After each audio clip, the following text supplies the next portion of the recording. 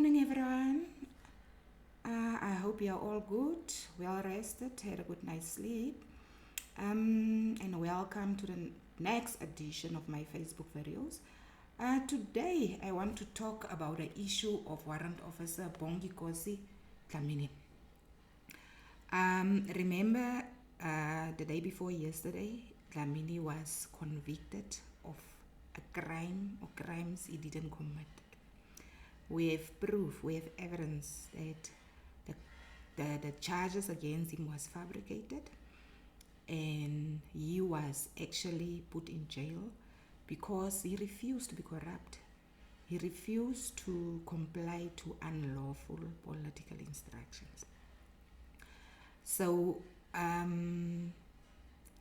he was told that if he was not going to comply to the instructions of the minister, former Minister Bonginkosi, then you will face the consequences. And after that, he was arrested in 2020. He has been awaiting trial for 5 years. In that 5 years, bail has been denied. And the charges is defeating the ends of justice. Now remember, defeating the ends of justice is not such a... There are so many now in SAPS there, the top, who have been defeating the ends of justice on a daily basis. Dockets have been open already against them, but they have not been even arrested or charged or arrested yet. So 5 years being denied bail for the charge of defeating the ends of justice.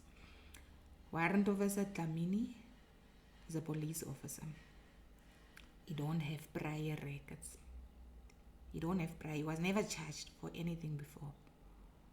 He's not a flight risk, so that bail can be denied for him. But that's what happened. He's not the only one.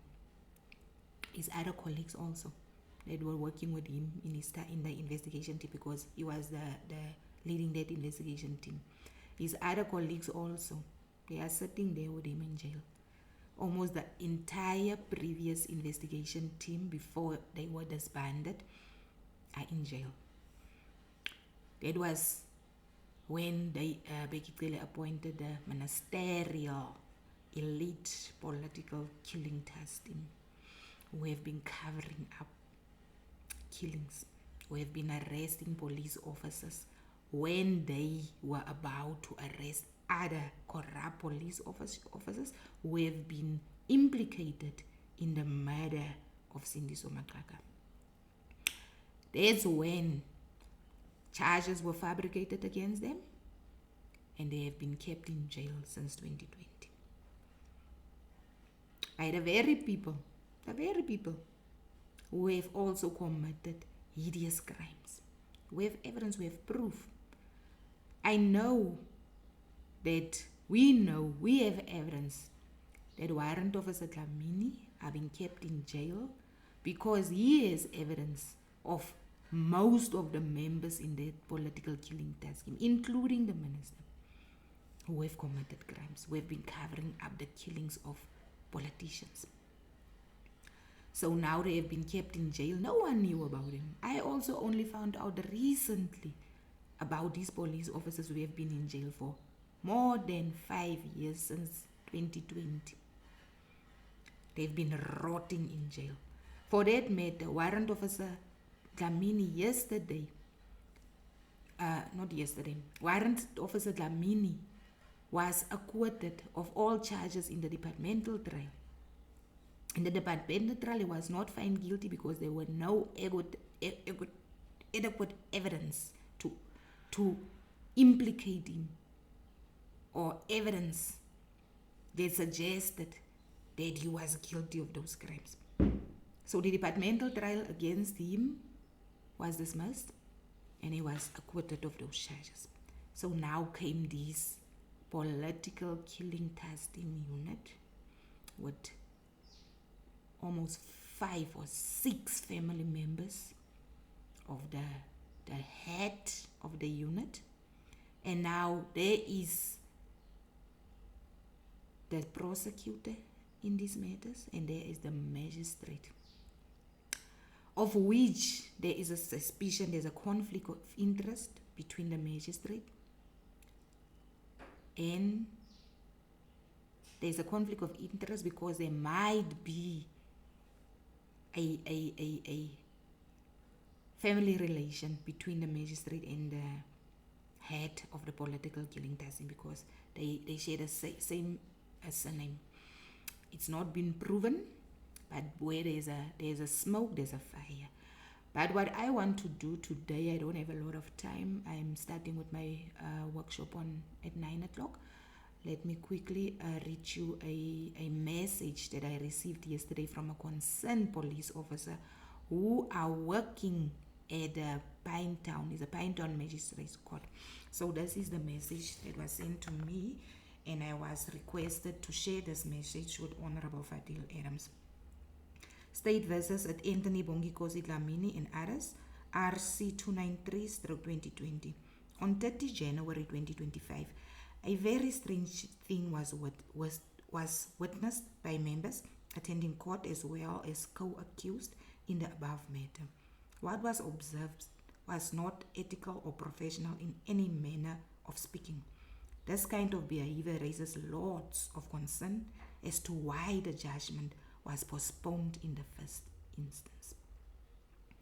Immediately after the judgment was postponed by the magistrate of Pinetown Regional Court, the prosecutor was seen in a meeting with Magistrate Kumalo in his chambers, and which approximately lasted more than 3.5 hours without Anthony Bonginkosi Dlamini's defense attorney present.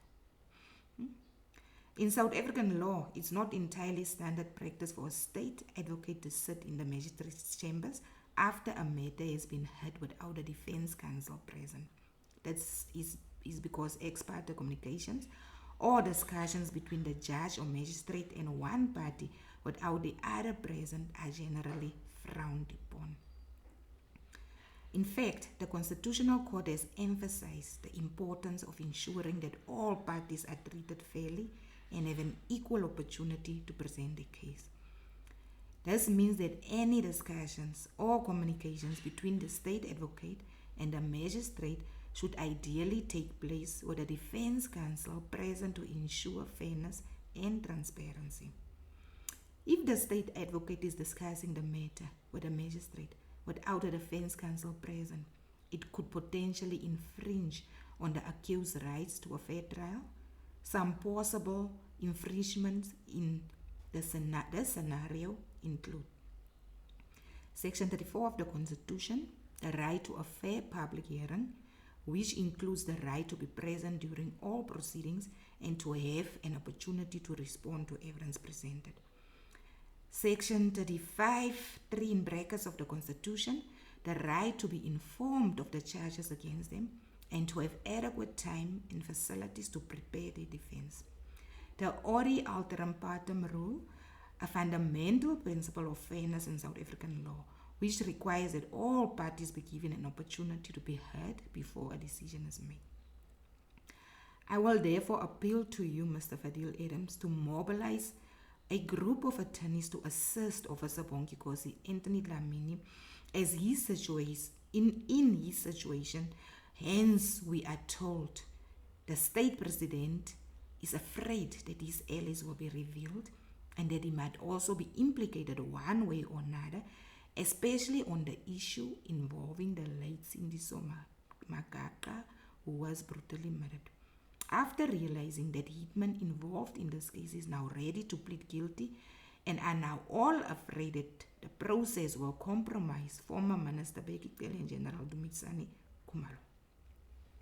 My second plea to you, sir, Honorable Fadil Adams, is that you fast-track the issue of opening an account for legal fees for Officer Anthony Dlamini, if that will be possible with you, so that we are offered a chance to go around and ask for donations.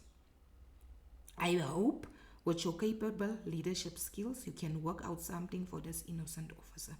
Moreover, More strange things have happened in the case of Officer Anthony Bonginkosi Dlamini. The investigation officer was never summoned to testify in court, despite the defense attorney's pleas. This is unusual, as the investigation officer's testimony could provide crucial insights into the case. Additionally, key witnesses were deliberately ignored by the prosecutor, allegedly to protect them from being exposed as being used by the testing. This raises concerns about the fairness and transparency of the trial. Furthermore, statements submitted to the Durban IPID revealed that the investigation found all cases against Officer Dlamini to be fabricated. However, the promised arrest did not materialize, reportedly due to former Minister Becky Cele terminating the investigation, citing concerns that it will compromise the state. Wow. The IPID KwaZulu-Natal Durban has sworn statements related to these allegations, and there are calls for a thorough investigation into these claims. We request that a thorough investigation be conducted into these allegations and that justice be served for Officer Anthony Bonginkosi Dlamini. Yours sincerely, concerned as a citizen. Now let me speak for myself here.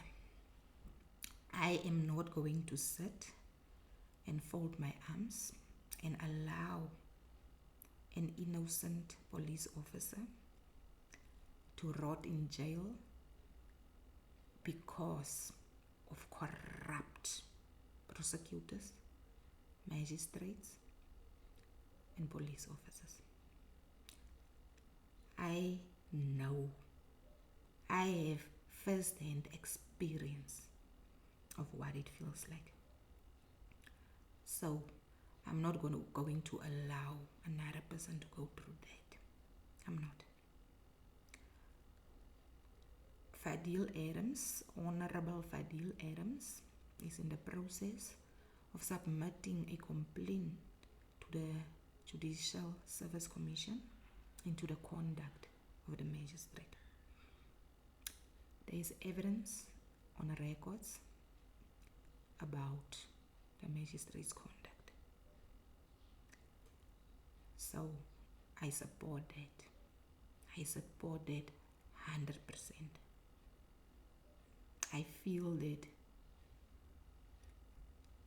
there should be a thorough investigation into the previous cases that this magistrate presided upon. We need to know what happened in those previous cases, because what is very concerning to me is this close, intimate relationship between the magistrate, the prosecutor, and the testing. They have an extremely intimate relationship, which is very, very, very concerning. What is also very concerning to me is the fact that this magistrate refused to admit evidence, crucial evidence, including the evidence of the investigation officer in this matter. Now, we are going, let me say, I was approached by a lot of people begging me to please facilitate the process of fundraising for the legal fees for the appeal of Warrant Officer Dlamini. I've spoken to some other people who will facilitate the process, and I will just share on my social media platforms because I don't want to get personally involved in the process of the funding or the donations. I'm just going to share because the people who came forward, um, people who feel that they are members of the community in Dlamini's community, who feel they know Dlamini, they know Dlamini's good work, they know Dlamini received accolades and excellence awards for previous cases, and suddenly now they are told that Dlamini is a criminal. So they came forward. I received a lot of messages of people, police officers who worked with Dlamini. That is a police officer who worked at court, who saw this injustice being committed against Dlamini by a magistrate and a prosecutor. And you know what? What struck me about this is because they are so comfortable. They are so comfortable doing the wrong things. They don't even care. They are doing it in plain sight. They don't even care if people see them or not. Hence, I'm saying a thorough investigation should be done into the conduct of the magistrate. I know Professor Mary De Haas has already sent numerous letters to Advocate Shamila Babutoy regarding the conduct of that prosecutor in that court. And there's just no joy from Shamila Babutoy. She just keep on saying that the conduct of the prosecutor are not questionable. That the conduct of the prosecutor is absolutely not questionable, and the concerns that Professor Mary De Haas is raising is unfounded, although there are witnesses, there are statements from witnesses. There are statements from witnesses who have evidence about the conduct of this prosecutor. I'm in possession of evidence about the conduct of this prosecutor who have directly been communicating with accused persons who are behind bars. They have directly been communicated with accused persons. So now you ask yourself, if the director of public prosecutions tells you, the NPA tells you that no, that's unfounded allegations, it's not wrong, can do that.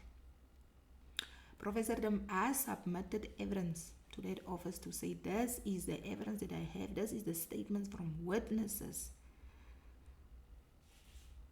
And then the NPA say, no,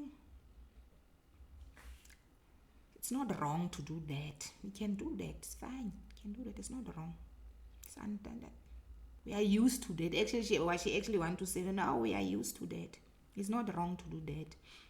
The prosecutor are allowed, he's allowed, his conduct is allowed, it's not wrong. And actually what she's trying to say is, in her eyes, it's not wrong to do that. Only in our eyes, it's wrong. But in her eyes, it's not wrong to do that. So you can proceed, because this is only you who see this as wrong, but in my eyes, it's not wrong. So now I'm asking you, if the NPA don't see anything wrong with this, if the NPA don't see anything wrong with people being convicted for crimes they didn't commit, what is the function of the NPA actually? Is the function of the NPA not to ensure that people get convicted for crimes they actually committed? Is that not a function? Is the function of a prosecutor not to ensure that accused persons get convicted beyond reasonable doubts for crimes they actually committed, and the evidence proved beyond reasonable doubt that they committed these crimes? But in our courts, if you can go to look at the history of the relevant Croatia court, of the Senzomiwa court, in our court, the prosecutors wants to make sure that the wrong people are being convicted at all cost. Prosecution is not about a conviction. It's not about making sure that you get in conviction. You don't have to get a conviction if there's no evidence that proves beyond reasonable doubt that the accused person is guilty. You don't have to get a conviction. It's not a competition. It's about justice. But lately in our courts, or not lately, they've been happening for some years. We just didn't know it. We only see it now in these court cases that lately it has become a norm to convict people because the prosecutors want convictions at all cost. It's not about justice. It's not about getting justice. It's about prosecutors and their egos. It's about prosecutors covering up crimes of other people. It's about prosecutors now becoming defense witnesses in courts. They are now the defense witnesses, and magistrates and judges are now also gatekeepers. They are also witnesses in the court. And even when it suits them, they become witnesses. They testify in court. Look at the Senzomiwa case. Even when it suits them, they are judges, and they will tell the defense that, you know what, if you don't agree with what I'm saying there, you will see my reasons in my judgment. Which judgment? Which judgment are we talking about here? Is there a judgment already? How can a judge say you will see my reasons in my judgment while the defense have not called their witnesses yet? Is there a judgment? Which judgment are we talking here about? So this is what has been happening in our courts. Now, I'm going to request everyone to share this video wide and far, please. Help me by helping us get justice for Warrant Officer Dlamini by sharing this video wide and far. As soon as I have a link for a crowdfunding or donation link, I will share it on my platforms. But I'm asking everyone who want to see justice be served, not only for Warrant Officer Dlamini, but I believe that this will be the beginning for all other people who have been convicted of crimes they never committed. Currently, we are sitting in a country where you don't know that what tomorrow is going to bring. Are you the next victim? I was there. I have first-hand experience. I know. I'm still there. I'm still challenging fabricated charges, fabricated civil suits, fabricated what against me. I'm still challenging it. And you know what? This only happens to poor people. Rich people, they don't even spend a day in jail. They are being charged today, and then later, after 1 hour or 2, they are being taken to court, and they immediately get bail. They don't spend money, a lot of money. Say when you are in jail now, you must call your family. You even have the audacity to be sitting in a jail cell and sending and a whole advocate, a police call me to say, hey, I'm in jail. You must come and see me. I'm in jail. You have the audacity. In some cases, it is alleged that poor people can send, please call me from jail, to an advocate to say you must, without following due process. That advocate that also doesn't see nothing wrong with that how can a client, without appointing a briefing attorney, just out of the blue send me a call back, and then I am not even interested to know who's the briefing attorney. I just ran to say, yes, here I am. I'm ready and waiting to assist you, without even getting a cent from you. Without getting a cent from you. Me, when I want an advocate, I must first start with a briefing attorney, and they say, yo, Patricia, we are going to need a deposit. Then my headache starts. The deposit starts with a briefing attorney before you can even proceed to the advocate, because the briefing attorney will tell me, no, you must to open a file, you must pay that much, and then I will brief the advocate, and then the advocate, you must put down a deposit of so much. I don't know about other people, but this is how I experience this advocate, attorney, whatever thing. At Mbongani Ntansi, call back. There comes the advocate running without asking once. And I wonder what is the file number of Bongani Ntanzi's office. I would really love to know what is his file number, because I know every time when I visit a Tony of an advocate, a new file has been opened and there's a file number. A new file has been. I would really love to know what is the file number of Bongani Ntanzi. But my workshop has already started. I'm over my time. Let me leave you here, and please, as I shared, please share this video wide and far. As soon as I have the links to the donations or the crowdfunding, I will share it on my public space. Peace out. Bye-bye.